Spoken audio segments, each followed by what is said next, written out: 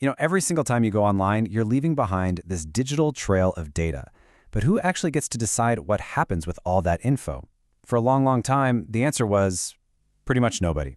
Today, we're going to dive into the global rules that have totally flipped the script on data privacy, who holds the power now, and what it all means for you. So let's just get right to it with the big question. Who is really looking out for your personal data? For decades, that answer was, well, murky at best. But there's been this massive global shift that has put that question front and center, and it's giving you more control than you've ever had before. All right, first section, your data, their rules. In the world we live in today, where everything is connected, protecting data isn't just a friendly suggestion for companies anymore. Nope, it's become an absolutely critical, non-negotiable part of doing business anywhere on the planet. And this is where you really start to see just how massive this change is. This isn't just some regional trend. It's become a global standard. All over the world, regulators are laying down strict rules about how your personal information gets collected, and they're giving you the right to decide how it's used. Okay, so just how widespread are we talking about? Let's take a quick world tour of these laws to really get the global picture. What's really striking is just the sheer number of countries that have what are called omnibus laws, which is just a fancy way of saying a single big law that covers everything about data privacy. You're seeing them everywhere, from Argentina and Brazil all the way to China with its really powerful PIAP law. It's a fundamental change in how countries think about data. And this wave, it just keeps on rolling from the European Union, and we're definitely going to talk more about them in a second, to Japan, South Korea, and the UK. Yeah, it's pretty clear the whole Wild West era of data is officially over. So that's the big picture, right? But to really wrap your head around this new world, you got to look at the two titans, the two heavyweights that have influenced pretty much all the others. So, welcome to the main event, the GDPR versus CCPA showdown. First up, in this corner, the heavyweight champion, Europe's GDPR. It's been in effect since 2018, and its superpower is something called extraterritorial reach. Basically, this means it doesn't matter where your company is based. If you process the data of anyone in the EU, you have to play by GDPR rules, no exceptions, and that's why it instantly became a global standard. Then, over in the United States, you've got the CCPA, and this was a landmark moment, a really big deal. Before this, the US mostly had laws for specific sectors, like for health data. The CCPA was the first big, broad, comprehensive privacy law, and it gave Californians a whole new set of powerful rights. Okay, so what can you actually do with these new powers? This slide breaks it down pretty nicely.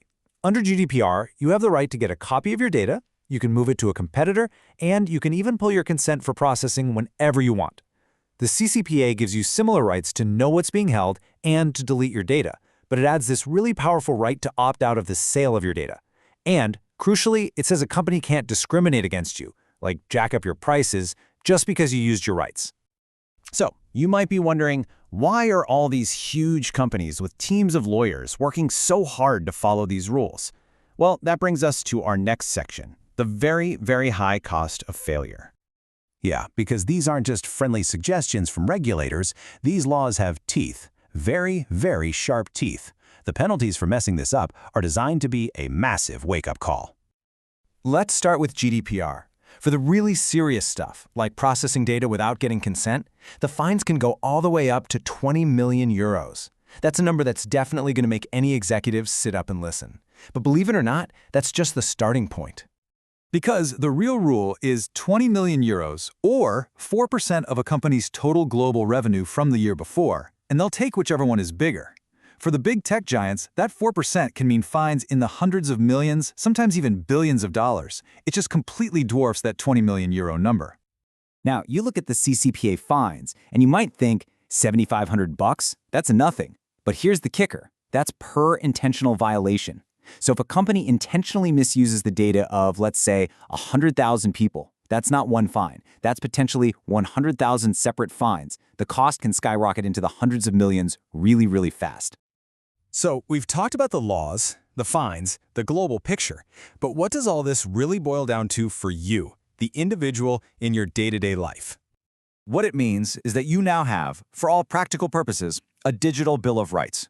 You have the right to access your data and know exactly what a company has on you. You have the right to tell them to delete it, the right to take your data and walk away to another service. You've got the right to opt out and stop them from selling it. And you even have the right to object when a decision is being made about you purely by an algorithm. These are some seriously powerful tools for everyone. And that brings us to the big, forward-looking question.